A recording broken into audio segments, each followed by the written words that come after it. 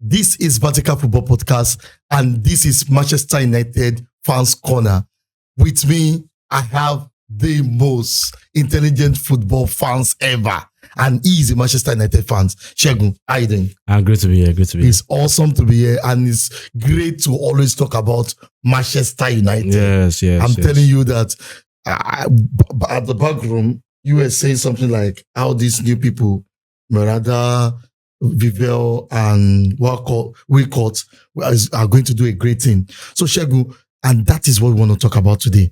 The difference between the INEOS era under the Glaciers and the era of with Edwards under the Glacier. So can you just give us a background story about these two people, the INEOS, the Berrada, Vivel, and the new sporting director right now, Wilcott?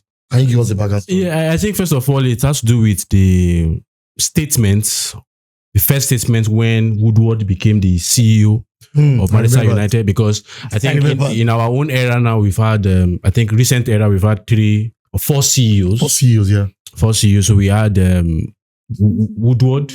David Gill, we have one. No, we had David Gill. Yeah. We had Woodward. And that's in recent era. David Gill, Woodward, Arnold, and Berrada. So, but when you look at the likes of Woodward, David Gill was more pragmatic in terms of they did good business with Sir Alex Ferguson. Wonderful business. But when you look at Woodward made a statement that the things that Manchester United can do, only few clubs can dream about it. Yeah, So, let me rephrase it. He said the things Manchester United can do, other clubs can only dream about it. Now, what happened was that when he made that statement, the message he was sending to the whole world was that there's money in the bank. No, we have money. And I think that statement was one of the most, in my opinion, most useless statements to ever be made by a CEO.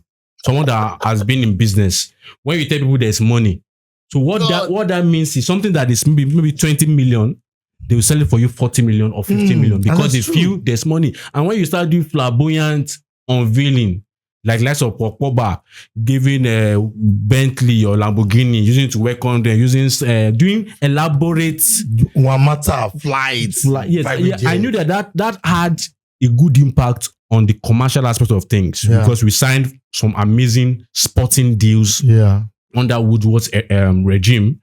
But the reality was on the footballing side, there was what we now call the United tax. Everybody knows that if something is 20 million, sell it for other clubs 20 million. But if it's Manchester United coming in, sell it for them 50 million. But now I think now the new set of people now have understood that that's one of the pitfalls that we had. Now, what did they now do? After the audio cuts of jobs, trying to streamline operations in the club, they are coming out, that's the likes of INEOS, under the likes of Berrada, Wilcox, and Vivel, that now we are broke. There's no money. No money, We have to sell to buy. It's not really necessarily that we have to sell to buy, because the numbers, I think there's a chart that came out, or we are the 5th most LD club in terms of the PSR. But the image those guys are painting to the world is that Manchester United is a broke club. So when a player is 40 million and we come, you cannot start saying 70. We are broke. We are broke. So I think it's an inverse of strategy. So one strategy, as I said earlier, Woodward was we are wealthy. We can pay, we can be extravagant. But now we are broke.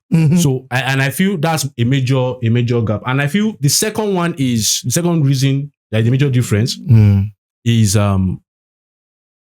Woodward just signed players that made sense from a glamorous standpoint. Exactly. So fantastic star. The stars, you understand? So we made a lot of star-like players. But this strategy is a strategy on the numbers.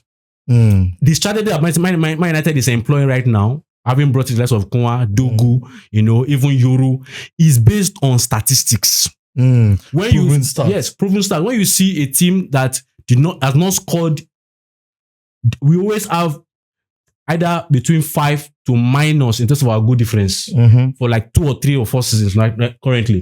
So when you see those who look at that problem and say, okay, we don't score enough goals. Yes, we concede a lot, but we don't score even enough goals. What can we do? Let's get players that have a proven record of scoring. Okay, but we don't just want players that have a proven record of scoring out of the league. We want players that have a good record of scoring inside the league. Okay, we can't get the likes of Chelsea, Kopama. We can't get the likes of Saka and Arsenal. Let's look at other clubs. Okay, let's look about Skuma. How many goals does he bring in a season? I think he brought 12 goals. 12 goals, yeah. We saw Mbeumo at 20 goals. 20 goals. So that means if you have Mbeumo that has scored 20 goals in Brentford, if you can score 10 goals in Man United, it's a good season. If Skuma has scored 12 goals in Wolves, and also can score like 6 or 7 goals. Let's assume. Or let's say 10 goals. Yeah, let's say 10 goals. That's 20 goals. Okay, that's plus 20. The striker. Bruno Fernandes, plus defenders, plus midfielders. So it's a more statistics-based signing. They go for players that are not just flamboyant, players that are functional players. And I think these are the major differences in any approach. Yeah, I love the background story. It's in-depth. Now, let's now look at it now in terms of approach. Approach is the canopy of everything now. So we want to look at it from this angle. Transfer strategy. You have said little about that. We want to look about how they do their commercial deals. We want to look at how the media paparazzi around each deal. Now, in the days of with Edward, this team, we see player, we drag the player, we milk the player, we drag it to a point that even the fans will say, oh God, what's going on? But this time you are seeing another form of transfer strategy. So what do you think with all these things now? Let me just conclude this show. What do you think Manchester United fans should be expecting under the new regime, this new one? Because they are just starting the season. For me, this is their real start. Last season was just experimental. This season, what do you think Manchester United should be expecting on the pitch with this new regime? Yeah, so I think first of all, we have to say that in the world of football, if a club is dying, okay, the last place you will see the sign of death for that club is on the pitch. No, that's true. If a club is also doing well, the last place that reflects the doing well of a club is that's the pitch. true. The pitch is the final report card. So Man United is doing well, or we have started making the right changes in the back. So it's only a matter of time when we get those things right that it will reflect on the pitch. That's true. So it's not all doom and gloom, because these guys we have on the back end, these guys understand the game. These guys have been in the top boardrooms, making decisions. These guys are coming from our sporting director and the CEO. We're from Manchester City. Yeah. They understand what it means to take decisions towards winning trophies. Exactly. So I believe, and the back room, and looking at the way we are going about signings, quiet but effective. Exactly. We're not making noise like before. Even nowadays, even the media haven't tired of linking us with players. If you have noticed, they don't even know what's going on. They don't know what's going on, because right now, as a media personnel too, I feel that we should be knowing the next player. But we don't know. We don't even know. We don't know the player that's coming. The reality is that hardly will you see any, when the season was coming to an end, we don't even know that we're good for Mbeumo. We know Kuma before, because we know that Kuma loved Man United and there was interest, but we didn't even know about Mbeumo. It was all maybe a rumor, or maybe it was very slow. To where we had that Fabrizio said a bid has been dropped from Mbeumo, and that discussion is ongoing. Now after Mbeumo, we don't know who is next. That's the problem, and that's the beauty of it. And Mbeumo came out of nowhere, really. I know a lot of people say we know something might happen. Mbeumo just came out because after Kuma, we are thinking we'll be maybe going for Seaman or Goycores. I know those people are still, we are weighing them, but look at it. We don't even know, maybe it's the Tyler Diblin. We don't even know. We don't even know. And that's a very good tight ship that nobody knows who we are going for. And so those players that we're even going for next, we must have even started negotiations with them. Exactly. They were not even aware. Because when they broke the uniform for Mbeumo, we just had a club-to-club contact. I've already started. But in previous eras, we are going to start club-to-club this year on Monday. So other clubs can even get an idea of what we are doing. Mbeumo will now come in on the last day. On the last day. They will now stretch it.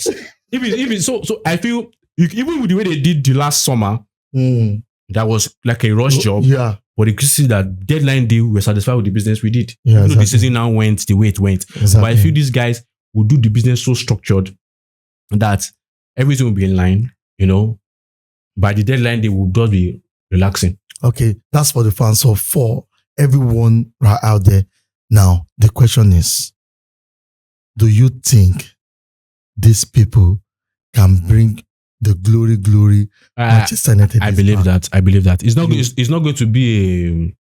It's not going to be a easy job. Mm-hmm. But I feel when you look at the plan of going for Premier League proven players, it's a genius move. I think I did an episode where I talked about the Alex Ferguson strategy. That's what it entails. Yeah, that's true. And when you bringing Premier League proven players, adding them to a good academy supply, like Chidobe, Ariamas, and you now get promising young talent outside the country, like Lenny Yoru, Dogu. When you mix that three, you'll be successful with time. Yeah, so I just believe the coach needs to step up. I've said it many times, but the materials will be given to him, and I believe it will be a success. Maybe not now, but in the nearest future. Okay. Now, the message you are sending to Manchester United fans that it will take time, but it will be awesome. It will be awesome. So finally, this question is from me to you now, personally, is that do you think Woodward will do a great job as the sporting director? He has not really done so much. I think he will do a great job. Really? He has his own philosophy in terms of the likes of look at who and who Woodward has bought. Okay. He was in charge of Dogu, Eddie Nevin, you know, and Chidobe. Yeah. So these are players that are talented boys. No, Man United in this era, we won't have bought Eddie Nevin. Exactly. We were surprised that can this guy be as good as this? Just for 1 million. And this guy, just 1 million, 1.5. So that's a strategy. You know, and if you mix those young, promising boys that are the next future, and you add them with Premier League proven boys, like Mbeumo, they understand. So I believe, yes, we are not looking for the title next season, but if you can get back to European competitions, we are okay with it. I believe, because even I was telling somebody something that when you look at the likes of Arsenal, Liverpool, that we are all shouting today. When you look at when Klopp came in and Ateta came in, they had some seasons that they were not in Europe at all. Build up. And I think that being not in Europe is a blessing. It's a blessing. We need to train. We've always been going for Europe. What are we going to do? If we qualify for Champions League this season, what are we going to do? We'll only play meaningless midweek games. The Onana will be having opportunity to be aligned goals anytime. I will be frustrated and be coming here. It's even helpful. Let us train and always appear in the midweek. And maybe who knows? Good time to train. Who knows if you have enough time to rest. Enough time to rest. And who knows? The Premier League is unpredictable. In the sense of if you have the very good first 10 games, who knows? That's the game. Maybe the trophy is coming to I'm not saying the trophy, but who knows? You might just be in a position where you never expected. Who knows? That's really. Yeah. So, Chagu, that should be your final take. Yeah, that's my final take, really. So, guys, thank you for watching. We just have to do this for all Manchester United fans. We don't want to bore you with the whole backroom nonsense, the money and everything. We just want to give you a surface scratch of what is actually going on in Manchester United. And I'm telling you, the glory days is coming back. And when that day is back, you will know that we told you here in Vertical Football Podcast. Till we meet again, stay fixed to Vertical Football Podcast. Bye-bye.